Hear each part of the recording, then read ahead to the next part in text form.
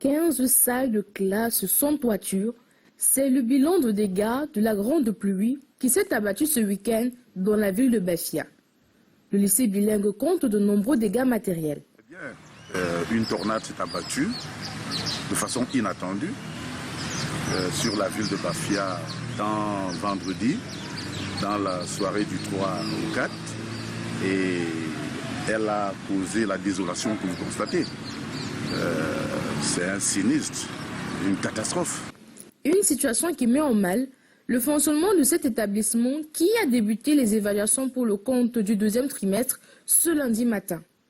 Des dispositions ont été prises afin que ces évaluations se déroulent dans de bonnes conditions. C'est a perdu, disons, il y a 15 salles qui ont été endommagées et 22 salles sont encore opérationnelles.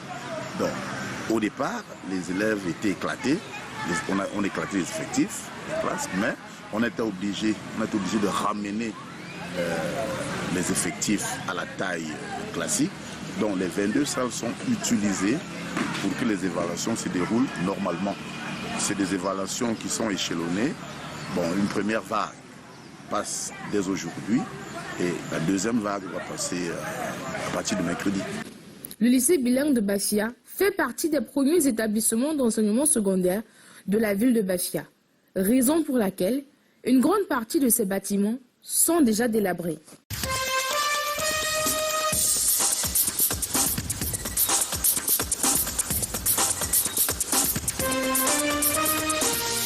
C'est le médicament administré par le tradipraticien qui ôte la vie à Ouseni et à ses 5 enfants. Le chef de famille est allé solliciter chez le guérisseur du coin un médicament pour soigner ses enfants de la rougeole. Sauf qu'après consommation et manipulation, le drame va se produire. Nous sommes à Makotlium, village situé en Koptamo dans le département du Noun à l'ouest Cameroun. Ouseni, âgé de 40 ans, et toute sa progéniture ont été inhumés dans leur village natal en Kupamenke. Parmi les victimes, un nouveau-né. La maman a été sauvée du fait de son absence à la maison.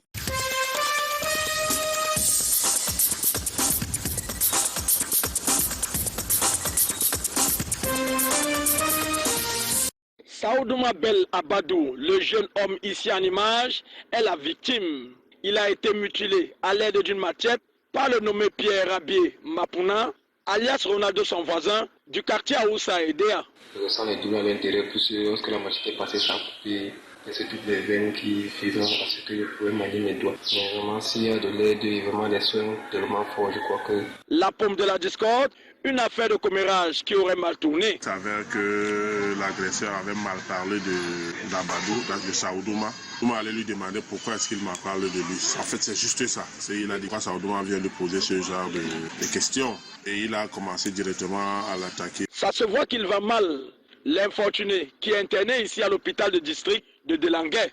Saoudouma, élève en classe de terminale au lycée de Somba et Déa, a été grièvement atteint après 2 coups de machette de son bourreau, l'un sur le crâne et l'autre sur la main gauche.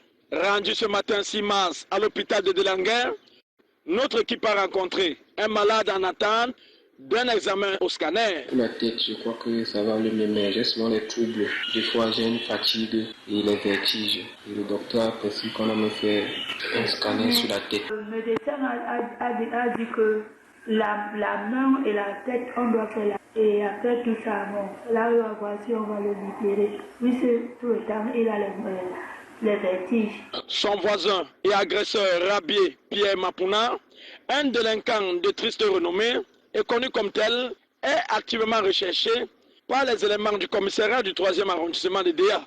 Après son forfait, Ronaldo aurait pris la poudre d'un scamp.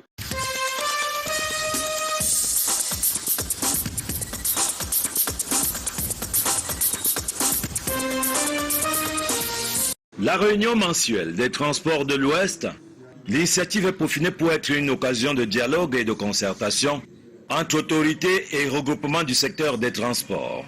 L'objectif affiché, sceller un partenariat pour améliorer la sécurité routière. Veiller à la bonne formation des apprenants à la conduite automobile.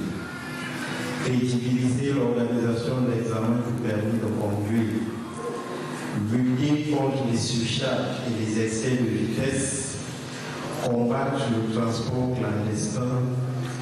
mener une réflexion de concert avec les conducteurs d'auto-école et les syndicats relevant de ce secteur d'activité pour faciliter l'obtention du permis de conduire aux transporteurs par cycle.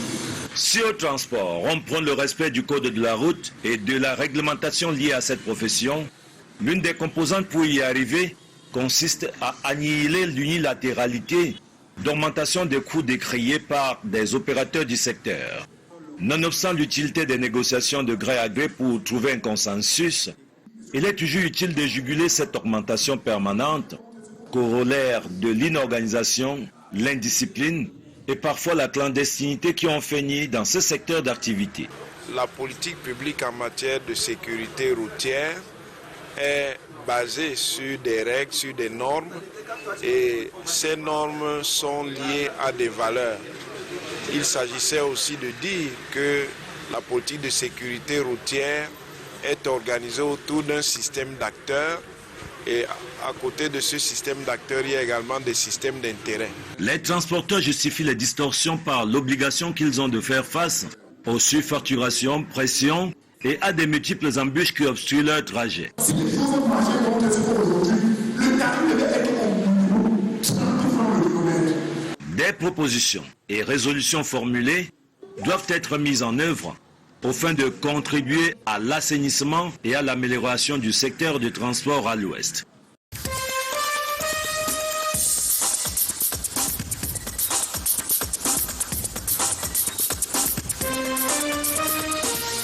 Cultivée majoritairement dans les départements du Fako, de l'Océan et du Mungo, la banane est en ce moment le troisième produit d'exportation au Cameroun, derrière le pétrole brut et le bois. Le taux d'exportation de la banane est passé de 15 à 16% en 2022. La crise sécuritaire dans la région du Sud-Ouest se présente comme un frein au développement de la culture de la banane dans cette partie du pays. Pour l'instant, le département de l'Océan et celui du Mungo sont les seuls bassins qui fructifient la production au Cameroun.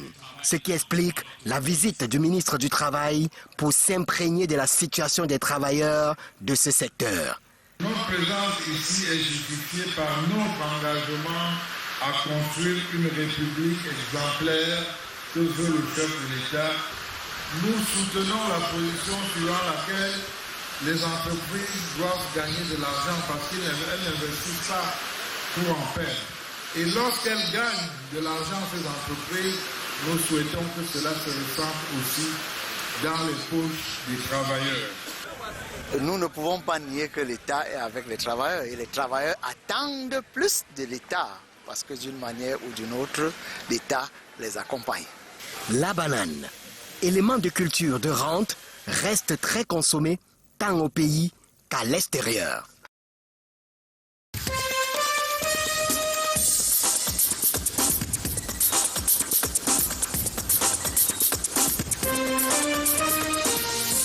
Le génie féminin mis en valeur ici au groupement interpatronal à Douala. Les femmes dévoilent le charme de leurs produits. Ça, c'est le thé.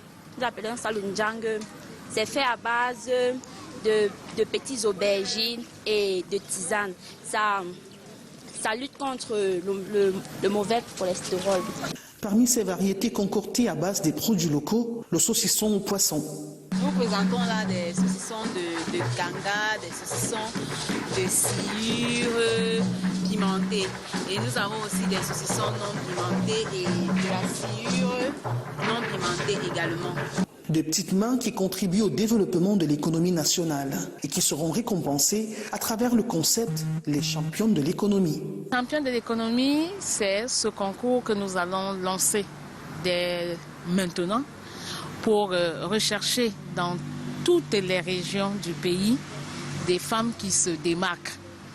Donc elles auront l'occasion de présenter leur talent.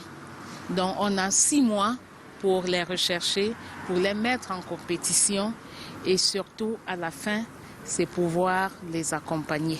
Cette plateforme lancée par la commission entrepreneuriale du JICAM vise à mettre en lumière ces femmes du secteur industriel qui sont dans l'ombre.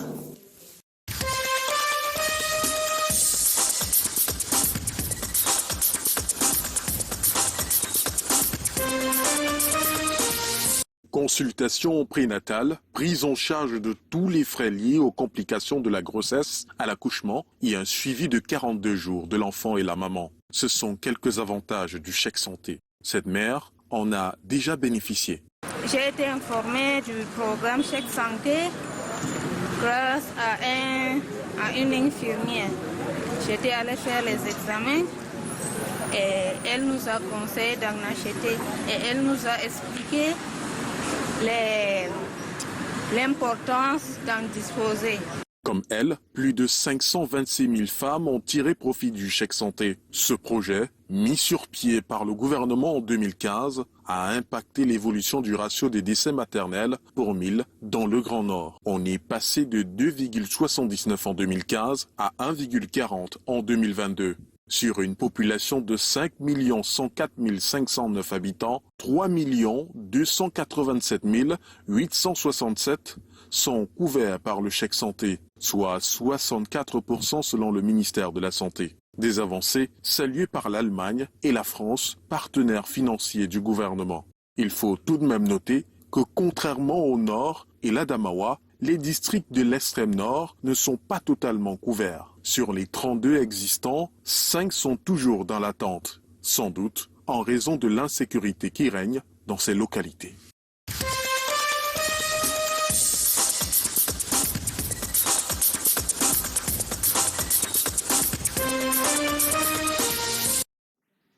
Libre. C'est ainsi que s'intitule le nouveau livre de Bibi Chkoun.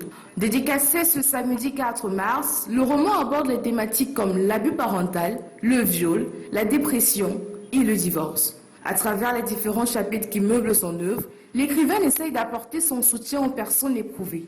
Libre, c'est un roman, c'est une histoire, comme je l'ai dit, c'est l'histoire de Mouna, l'héroïne, qui est mon histoire, qui est votre histoire, qui est l'histoire de tout le monde, de tous ceux qui ont connu finalement des abus. Oui, en me donnant de la force, je voulais surtout en donner à ceux qui ont traversé des tourments émotionnels, qui ont besoin de s'identifier pour justement aller de l'avant et pour se reconstruire. Le roman Libre est issu de l'écrivaine, mais également d'acteurs qui ont contribué à leur manière à l'élaboration de cet ouvrage, à l'instar du professeur Bayebek qui a rédigé la préface. C'est un livre, même pour les politiciens il faut organiser la société pour que les familles se portent bien. Parce que si les familles se portent bien, le pays a les chances de bien se porter.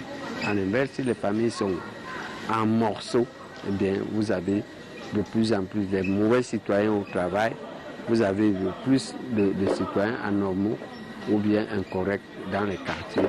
Les amoureux de la lecture présents à cette séance de dédicace n'ont pas manqué à exprimer leur intérêt pour le roman Libre. Ça a été une très belle opportunité pour moi d'être là, de vivre ce live-là qui a enseigné beaucoup de choses et surtout un livre qui contient tellement d'enseignements qu'il faut absolument découvrir. Bibi Chkoun, qui est de retour sur la scène littéraire avec son nouveau projet, a remporté le premier prix roman avec son livre L'Afrique en larmes le vendredi 17 février 2023 à Yaoundé.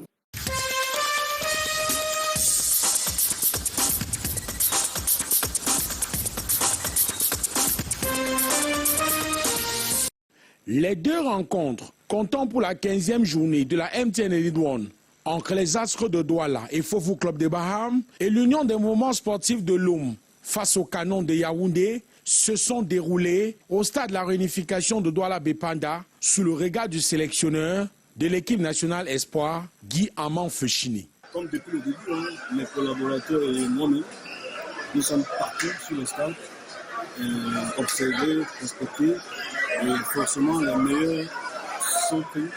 Parmi nous, pour pouvoir travailler, l'objectif que nous sommes fixés. Les Lions indomptables U23 sont en stage depuis quelques jours où ils préparent la double confrontation face au Gabon, prévue les 25 et 28 mars 2023. Mes collaborateurs nous sommes un peu partout. Nous sommes nombreux, nous sommes partagés des stages. Et du coup, le fait du sort fait que c'est moi qui jusqu'à aujourd'hui, nous sommes satisfaits non seulement de ce que la fédération fait, le fait de mettre des enfants en compétition, et au fur et à mesure, on voit qu'ils sont en train de progresser. Franchement, c'est bon. Ce stage des Lions Espoir est exclusivement composé des joueurs évoluant sur le plan local.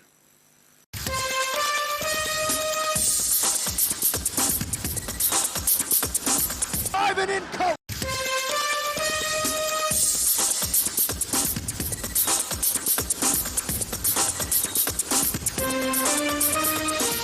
Nous prions d'être attentifs, d'être actifs, et nous rappelons aussi qu'il s'agit de la question de la femme.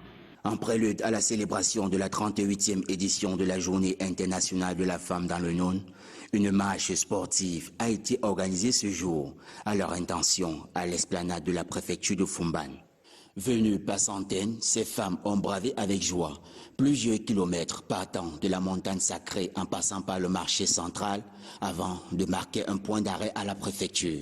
Après l'épreuve physique et sportive, ces dames ont été sensibilisées sur l'utilisation responsable des médias sociaux. On nous demande à nous, les femmes, de maîtriser les techniques de l'information et de la communication, de maîtriser les outils informatiques pour pouvoir gagner de l'argent, pour pouvoir vendre ces produits en ligne, par exemple.